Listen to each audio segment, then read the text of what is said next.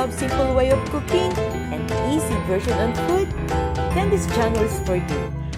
Hi kitchen friends! Welcome to another edition of Jules Flavor Bliss. And in today's episode, I'll be sharing with you Korea's favorite dish, none other than beef bulgogi. So come on, let's get cooking!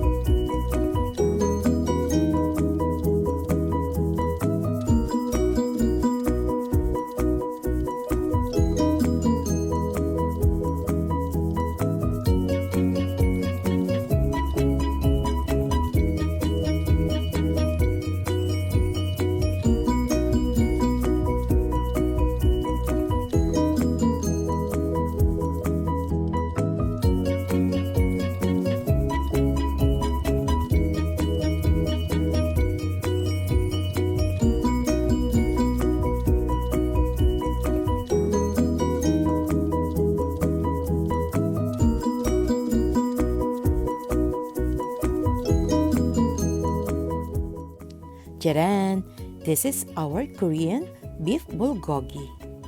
And for sure, you will love the balance of taste and the lingering sweetness of this beef bulgogi. Hope that you learned something yummy, simple, and tasty. If that's so, please don't forget to subscribe, huh? Thanks for watching. Take care. Stay well. God bless. Bye.